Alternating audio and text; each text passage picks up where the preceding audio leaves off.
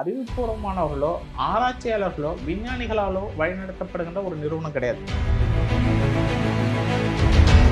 இந்த 25% போட்ட ஊசி தான் உலகம் முழுக்க அம்மை நோயை, அம்மை வைரஸை முற்றிலும் அழிச்சிச்சு அப்படின்னு சொன்னதை நீங்க நம்புறீங்களா?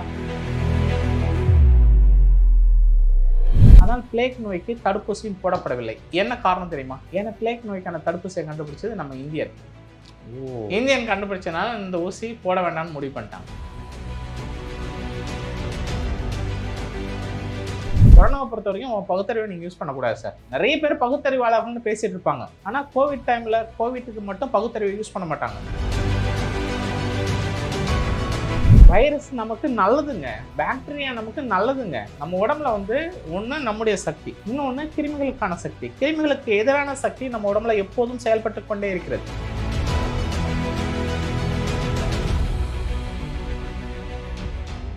நிகழ்நேயர்களுக்கு வணக்கம். கொரோனா பரவிய நேரத்தில், அதற்காக தடுப்பூசி என்று சொல்லப்பட்ட நேரத்தில், முதல் நாளிலிருந்தே இந்த தடுப்பூசிகளுக்கு எதிரான பல கேள்விகளை முன்வைத்தவர் திருத்தணிகாசலம். அவரை தான் இப்போ நம்ம சந்திக்க போகிறோம். ஐயா வணக்கம். வணக்கங்க. இதில் இவ்வளவு ஒரு எப்படி சொல்றது, அதை ஒரு வெறித்தனமான போக்க தான் தெரியுது. இது ஏன் அந்த மாதிரி நினைக்கிறீங்க? இந்த புரோட்டோகால்ங்கிறது வேற ஒன்றும் கிடையாது. இது பொறுத்த வரைக்கும் உலகத்தின் ஒரு 4 பேர் சேர்ந்து அதை முடிவு பண்ணுறாங்க. இந்த புரோட்டோகாலை முடிவு பண்ணது அரசாங்கங்கள் கிடையாது. மக்களால் தேர்ந்தெடுக்கப்பட்ட குடியரசினுடைய தலைவர் அவங்க இந்த புரோட்டோகாலை பிளான் பண்ணுறதில்ல. அப்போது உலக நாடுகளுடைய சுகாதாரத்துறை எல்லாம் ஒன்றா சேர்ந்து புரோட்டோகாலை முடிவு பண்ணுறாங்களான்னா அதுவும் கிடையாது. அப்போ உலக சுகாதார நிறுவனம் என்ற ஒரு தனியார் நிறுவனம். ஏன் தனியார் நிறுவனம்? நீங்கள் ஷாக்கிங் ஆகிடக்கூடாது. இது மருந்து கம்பெனிகள் ஸ்பான்சர் பண்ணி நடத்தக்கூடிய ஒரு நிறுவனம். உலக சுகாதார நிறுவனத்துக்கு யார் ஸ்பான்சர் பண்ணுறா? மருந்து தயாரிக்கிற கம்பெனிகள் தான் ஸ்பான்சர் பண்ணாங்க. அப்போ அந்த நிறுவனம் நம்ம எப்படி அழைக்கணும்? தனியார் நிறுவனம்னே அழைக்கலாம். தனியார் நிறுவனங்களுக்காக உருவாக்கப்பட்ட உலக சுகாதார நிறுவனம். இந்த உலக சுகாதார நிறுவனத்தில் ஏதாவது எலெக்ஷன் ஏதாவது நடத்துகிறாங்களா? ஓட்டு யாராவது போடுறாங்களா? அதெல்லாம் ஒன்றும் கிடையாது. தனியார் நிறுவனங்கள் சேர்ந்து நடத்தக்கூடிய ஒரு அமைப்பு தான் உலக சுகாதார நிறுவனங்கள்.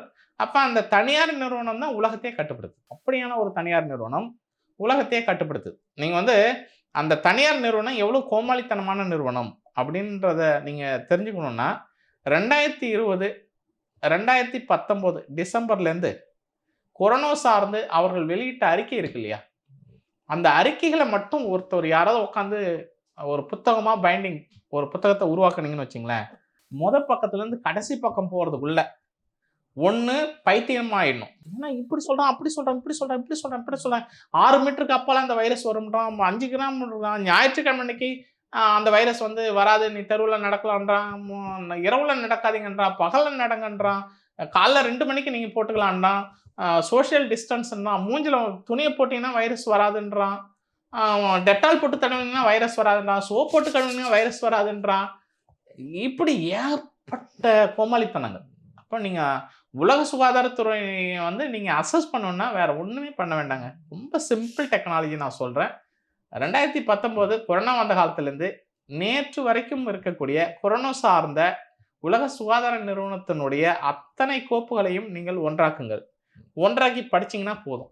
எதில் இவன் தான் உலக சுகாதார நிறுவனம், இந்த ராஸ்கல் தான் அப்படின்னீங்கன்னா உயிரே போனாலும் பரவாயில்ல, அட்டி பின்னி எடுத்துருண்டா பைத்தியக்காரா. என்னடா நினைச்சிட்டேன் நீங்க? உலகத்தையே பைத்தியக்காரன் மாத்தி பேசிருக்க அறிக்கைகள் அதாவது அறிவுபூர்வமா ஏதோ பேசுனா நம்ம கேள்வி கேட்க போறது இல்லை. அறிவுபூர்வமா பேசுனா உங்களுக்கு கூட ஞாபகம் இருக்கும்னு நினைக்கிறேன். 2020 உலக சுகாதார நிறுவனம் முதல் நாள் ஒரு அறிக்கை விடும், மறுநாள் நான் ஒரு அறிக்கை விடுவேன். அறிக்கை விட நேர் ஆப்போசிட்ல என்னுடைய அறிக்கை இருக்கும். 3ஆவது நாள் உலக சுகாதார நிறுவனம் என்னுடைய அறிக்கை காப்பி பண்ணி திரும்ப பேஸ்ட் பண்ணி திரும்ப ஒரு அறிக்கை விடும். பாத்துருக்கீங்களா? வந்திருக்கு அந்த மாதிரி. அதை நீங்களும் ஆதாரத்தோட முகநூல்ல பதிவு பண்ணிருக்கேன். முந்தா நாள் இப்படி சொன்னாங்க, நான் அறிக்கை விட்டதுக்கு அப்புறம் இந்த மாதிரி வந்திருக்குது அப்படின்னு சொல்லி வந்திருக்கு. அப்ப உலக சுகாதார நிறுவனம் ரொம்ப டார்ச்சர் ஆயிடுச்சு அவனுக்கு. ஏன்னா உலகத்துல ஏதோ ஒரு மூலையில இருந்துட்டு, ஏதோ ஒரு இந்தியான்னு ஒரு நாடு, அந்த நாட்டுல தமிழ்நாடுன்னு ஒரு இடம், அங்க சென்னைன்னு ஒரு இடத்துல ஒரு மனுஷன் உட்காந்துக்கிட்டு நம்ம இவ்வளோ பெரிய உலகத்தையே பயமுறுத்திட்டு கலகலக்க வச்சுட்டு இருக்கிறோம். ஊத்தாள் நின்றுட்டு என் உடம்புல செலுத்துறா, நீ கை கொடுத்து நான் கை கொடுக்குறேன், முகக்கவசம் அணியறதில்ல, கை கழுவுறதில்ல, அப்படின்னு இவன் பாட்டுக்கு அள்ளி நீங்க வந்து இந்த கொரோனாலேருந்து மீட்டெடுத்தவர்களை பற்றி நீங்க எழுதினப்போ கூட உங்களுடைய சிகிச்சை மூலமாக அவங்க தோல்ல கையை போட்டு பேசுறது, அவங்கள்ட்ட அந்த மாதிரி தான் அதுக்கான விஷயங்கள் கூட நீங்க எழுதிருக்கீங்க. உலகத்தினுடைய வெவ்வேறு நாடுகள்ல வந்து லண்டன் ராயல் ஹாஸ்பிட்டல், அந்த ஹாஸ்பிட்டலுடைய ரெக்கார்ட்ஸை நான் எடுத்து போட்டேன். பேஷண்ட் ரெக்கார்ட்ஸ், என்னுடைய பேஷண்ட்டு குணமானவங்களுடைய ராயல் ஹாஸ்பிட்டலுடைய ரெக்கார்ட்ஸ். அதே மாதிரி போலந்து நாடு, சுவிட்சர்லாந்து நாடு, இப்போ வெவ்வேறான நாடுகள்லேருந்து குணமடைந்தவர்களுடைய இன்டர்வியூலாம் கூட நான் முகநூலில் போட்ட உடனே ஏன்னா நான் குணமாக்கிக்கிட்டு இருக்கிறேன், பேஷண்ட்டோட நெருங்கி பழகிட்டு இருக்கிறேன், பேஷண்ட்டோட எட்ட தூரம் நின்று வைத்தியம் பண்ணது. நான் பக்கத்தில் கை நாடி பிடிச்சி வைத்தியம் பண்ணிட்டு இருந்தேன். அந்த கொரோனா காலத்தில் கை நாடி பார்த்து வைத்தியம் பண்ண ஒரே ஆள் நம்ம தான். அதே மாதிரி முகக்கவசம் அணியாத இருந்த ஒரே ஆள் நம்ம தான். பேஷண்ட்டை பக்கத்தில் உட்கார வச்சு வைத்தியம் பண்ண ஆள் நம்ம தான். நம்ம வந்து சோஷியல் டிஸ்டன்ஸ்னு ஒன்று தப்புன்னு சொன்னோம். சோஷியல் டிஸ்டன்ஸுங்கிறதே தவறு, தேவையில்லாது அப்படின்னு சொன்னோம். அப்போ உலக சுகாதார நிறுவனம் அறிவுபூர்வமானவர்களோ ஆராய்ச்சியாளர்களோ விஞ்ஞானிகளாலோ வழிநடத்தப்படுகின்ற ஒரு நிறுவனம் கிடையாது. தயவுசெய்து அதை நினச்சிங்க. ரொம்ப பிரச்சனை இந்தியாவிலேருந்து வந்த உடனே இந்தியாவிலேருந்து ஒரு அம்மாவை தூக்கி அங்கே தூக்கி போட்டாங்க. நீங்கள் தாங்க ஹெட்டு, உலக சுகாதார நிறுவனத்தினுடைய விஞ்ஞானிகளுக்கெல்லாம் நீங்கள் தான் தலைவர் அப்படின்னு சொல்லிட்டு ஒரு அம்மாவை தூக்கி அங்கே தூக்கி போட்டாங்க. அந்த அம்மா யாருன்னு பார்த்தீங்கன்னா, ஒரு காலத்தில் இந்தியாவில் வந்து இருக்கிற எல்லா கெமிக்கலையும் கொண்டாந்து நம்முடைய நிலங்களை எல்லாம் மலடாக்கின ஒரு மனுஷன் இருந்தார். பெரிய மனுஷன் ஒருத்தர் இருந்தார். பூச்சி மருந்து, எல்லா பூச்சி மருந்துகள் உர கம்பெனிகள் எல்லாத்துக்கும் வந்து ஏஜென்ட்டா இருந்து இந்தியாவையே ஒரு வழி பண்ண ஒரு மகா பெரியவர் அவரு. MS சுவாமிநாதன். அந்த மாதிரியான ஒரு சரி பரவாயில்ல, கிராஃப் நல்லா இருக்குன்னு சொல்லிட்டு அவங்களுடைய மகளை தூக்கி உலக சுகாதாரம் பேட்டர் முடிஞ்ச உடனே தூக்கி அனுப்பிச்சு விட்டாங்க, சென்னைக்கு அனுப்பிச்சு விட்டாங்க. ஆனால் இப்போ நீங்கள் அப்போலேருந்து சொன்னப்போ உங்கள் கருத்து மாறுபட்டு பேசுனவங்க பல பேர் உண்டு, வழக்குகள்லாம் கூட சந்திச்சிங்க. இந்த மாதிரியான ஒரு சூழலில் இன்றைக்கி சம்மந்தப்பட்ட நிறுவனமே ஆமாம், இப்போ கோவிஷீல்டு எங்களுடைய இந்த தடுப்பூசியின் மூலமாக பக்க விளைவுகள் ஏற்படுது, நாங்கள் அதை திரும்ப பெறுறோம், இன்னமும் பண்ண சொல்லுது. அந்த அறிவிப்பை படித்தோன்னே நீங்கள் என்ன நினச்சிங்க? இது எனக்கு முன்னாடி தெரியும், இது எனக்கு முன்னாடி தெரிந்தது தான். இது ஒன்றும் பெரிய ஷாக்கிங் நியூஸ்லாம் இல்லை. லண்டனில் நீதிமன்றத்தில் வழக்கு இருக்கின்ற போது வேறு வழி இல்லாமல் நாங்கள் உண்மையை ஒத்துக்கொள்ள வேண்டியதாகிடுச்சு. ஒன்று, நம்பர் 1. நம்பர் 2, இன்னும் ஒரு ஷாக்கிங் நியூஸ் நான் சொல்கிறேன். அந்த நிறுவனம் வந்து அவங்களுடைய முக்கியமான தலைவர்களோடு பேசும்போது சொல்கிறாங்க, இந்த ஊசினால் நம்ம நிறுவனத்துக்கு பெரிய லாபம் கிடையாது, பெரிய லாபம் அடைஞ்சிட்டதா நீங்கள் யாரும் நினச்சிக்க வேண்டாம். ஊசினால் நம்ம பெரிய லாபம், ஊசியை நம்ம ஸ்டாப் பண்ண போகிறோம். ஆனால் இந்த ஊசிக்கு பிறகு நமக்கு ஒரு மிகப்பெரிய எதிர்காலம் இருக்குது. ஊசிக்கு பிறகு நமக்கு மிகப்பெரிய எதிர்காலம் இருக்குது. அந்த ஃபியூச்சர் பிஸ்னஸ்க்கு இப்போ நீங்கள் எல்லாரும் உழைக்கணும். ஏன்னா கேன்சர் மாதிரியான வியாதிகள் இப்போ வரப்போகுது. குறிப்பாக ஆண்களுக்கு ப்ராஸ்டேட் கேன்சர் நிறைய வரப்போகுது, லிவர் கேன்சர் வரப்போகுது. அதற்கு நம்ம வந்து புதுசாக ஒரு மருந்தை நம்ம டெக்னாலஜி வச்சுருக்கிறோம். அந்த டெக்னாலஜி படி ஒரு குறிப்பிட்ட பணம் இருக்கிறவங்க மட்டும் உயிர் வாழக்கூடிய அளவுக்கு நம்ம கொண்டு வந்துடுவோம். ரொம்ப அதிர்ச்சிகரமாக இருக்குது நீங்கள். ஆமாம், அது வந்து பல மடங்கு அதிகரிக்க போகுது. அப்போ அதை வந்து நம்முடைய மருந்து ப்ராடக்ட் வந்து நம்ம ஃபுல்ஃபில் பண்ணிடுவோம். ஃபியூச்சர் நமக்கு எதிர்காலம் பிரகாசமாக இருக்கிறது. இப்போ விதை மட்டும் விதைச்சிருக்கிறோம், உலகம் முழுக்க விதைச்சிருக்கிறோம். இந்த விதை வந்து அறுவடைக்கு வருகின்ற போது நம்முடைய நிறுவனம் மிக பெரும் அளவில் வளர்ந்திருக்கும். இது வந்து அந்த நிறுவனத்தினுடைய ரகசிய கூட்டத்தில் பேசப்பட்ட ஒரு பேச்சு. இது யாரு சொன்னா அப்படின்னா, அந்த நிறுவனத்தில் இருக்கிற ஒரு ஆளே எனக்கு சொல்றார். இந்த நிறுவனத்தில் இருக்கக்கூடிய ஒரு நபரே எனக்கு சொல்றார். ஏன்னா என்னை வந்து கிட்டத்தட்ட 4 வருஷமா வாட்ச் பண்ணிட்டு இருக்காங்க. நம்ம சொல்றதுக்கு முன்னாடி 3 மாசத்துக்கு முன்னாடி இவர் சொல்லி வச்சுட்டு போயிறாரு எல்லாமே. எல்லா சீக்ரெட்டும் இவருக்கு எப்படி தெரிந்தது? இந்த நோய் குறித்த எல்லா சீக்ரெட்டும், நரம்புகளை பாதிக்கணும் இவர் தான் முன்னாடி சொல்றாரு, வாதத்தை ஏற்படுத்தும் இவர் தான் சொல்றாரு, மூளையை பாதிக்கணும் இவர் தான் சொல்றாரு, கல்லீரலை பாதிக்கும் இவர் தான் சொல்றாரு. நம்ம நுரையீரல் மட்டும்தான் பேசிட்டு இருந்தோம். மற்ற டிசீஸ் வரைக்கும் டீப்பா போயிட்டு இவர் பேசுற மாதிரியே செய்யறாரு. அப்படின்னா அவர்கள் சில தொடர்பு. இப்போ வந்து கொரோனாவுடைய பாதிப்பு மறுபடியும் வர்றதுக்கு வாய்ப்பு இருக்கா இல்லையா? என்ன வேணாலும் வரலாம், என்ன வேணாலும் வரலாம். ஏன்னா இது வந்து ட்ரையல் முடிஞ்சிச்சு. உலகத்தில் ஒரு காலத்தில் வந்து சண்டை போட்டுட்டு இருந்தாங்க. யாரோ 2 நாடு சண்டை போடும். அந்த சண்டை போடுற நாடுகளுக்கு வெப்பன்ஸ் கொடுத்து அந்த வெப்பன்ஸை வந்து பயன்படுத்தி அதன் மூலமா அதனுடைய லாபம் பார்த்துட்டு இருந்த நாடுகள். இப்போ போர் இல்லாத உலகம் இப்போ வந்துச்சு ஏறக்குறைய. அப்போ என்ன பண்ணுறது? பயோ வெப்பன் அப்படிங்கிற போது மேன் பவரை வந்து காலி பண்ணுறது இல்லைன்னா இயலாமல் நிறைய வந்து மருந்துக்கு செலவு அளிக்கக்கூடிய ஒரு சூழலை உருவாக்க வேண்டியது. அப்போ மருந்துகள் செலவழிக்கின்ற போது குறிப்பிட்ட மருந்து நிறுவனங்கள் உலகம் முழுக்க சப்ளை பண்ணுது. 600 கோடி பேருக்கு ஒரு மருந்தை சப்ளை பண்ணுறாங்க அப்படின்னா பெரும் பணம் அந்த பர்டிகுலர் நாடுக்கு போகும். அது எந்த நாடுலாம் நீங்களே உங்களுடைய யூகத்துக்கே நான் விட்டுறேன். கோவிஷீல்டு அறிவிச்சிருக்குது மாதிரி இப்போ எல்லோருக்கும் தெரிஞ்ச விஷயம் கோவிஷீல்டு, கோவேக்சின். இப்போ கோவேக்சின் வந்து எதுவுமே வாய் திறந்ததா தெரியலையே அவங்க இந்த நிறுவனத்தின் சார்பில். அதாவதுங்க இது எல்லாமே ஒரே இடத்துலேருந்து வந்த சீரம் தான். ஒரே இடத்துலேருந்து வந்த சீரம் தான். இது எல்லாமே லண்டன்லேருந்து வந்த சீரம் தான். அந்த சீரம் இங்கே மல்டிபிள் ஜெராக்ஸ் போடுற மாதிரி தான்.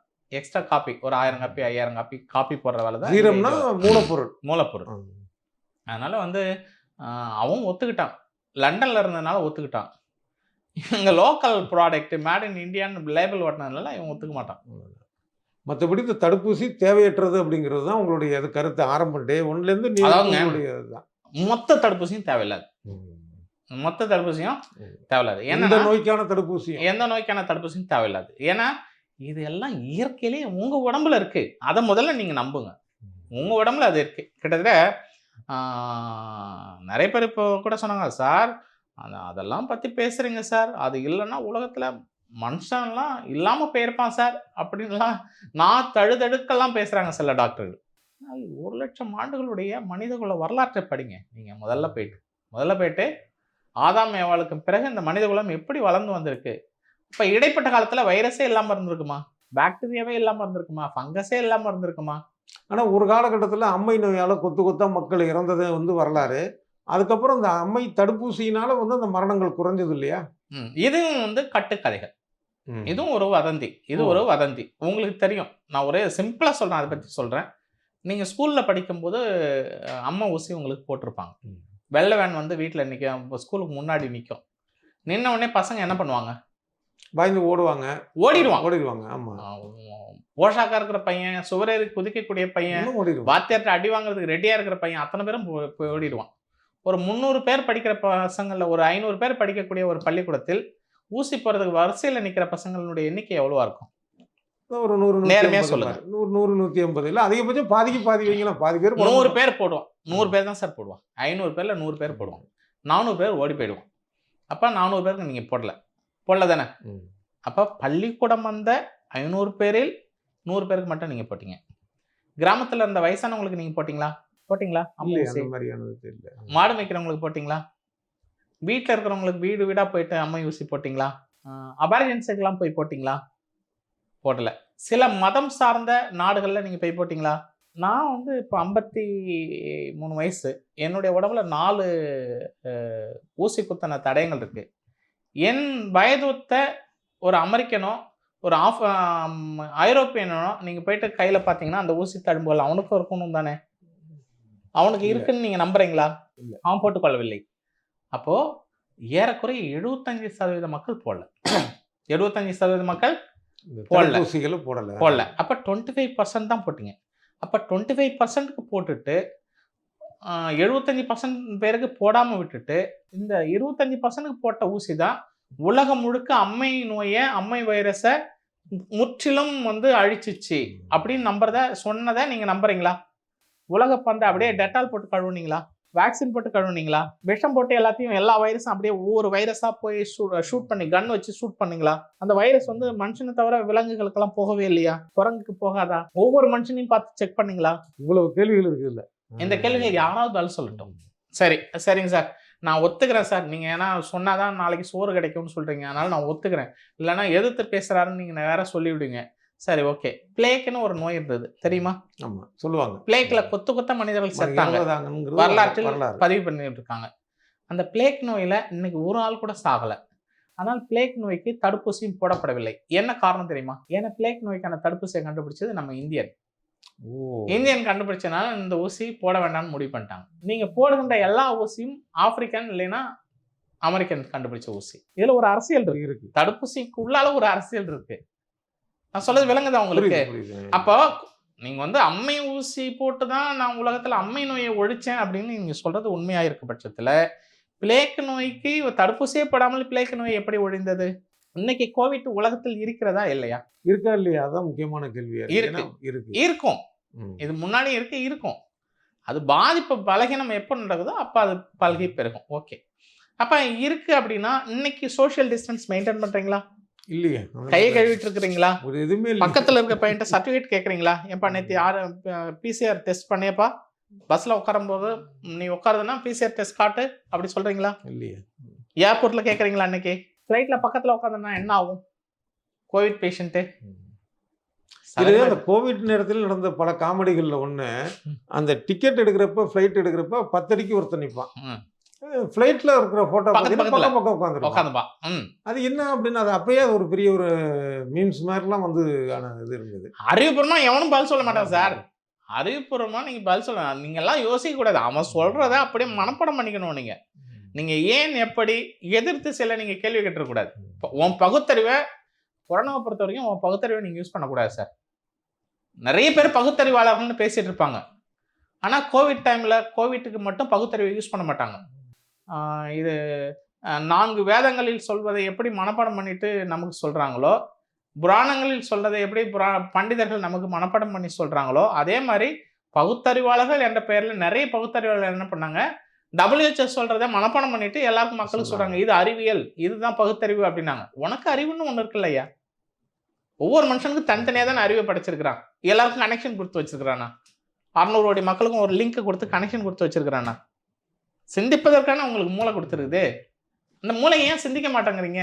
நிச்சயமா, அதாவது நம்ம பல்வேறு சிந்தனைகளை உங்களுடைய இந்த ஒரு பேட்டி தூண்டி இருக்குது. பொதுவாக இதுனா அந்த ஒரு தடுப்பூசி அப்படின்னா என்ன, அதை எப்படி நம்ம அதுக்கான கேள்விகளை கேட்கலாம் சார். தடுப்பூசி சார், லட்சக்கணக்கான வைரஸ் நம்மளை சுத்தி இருக்கு, லட்சக்கணக்கான பாக்டீரியா நம்மளை சுத்தி இருக்கு. சுத்தி தான் இருக்கா? நம்ம உடம்புக்குள்ளால இருக்கு. வைரஸ் நமக்கு நல்லதுங்க, பாக்டீரியா நமக்கு நல்லதுங்க.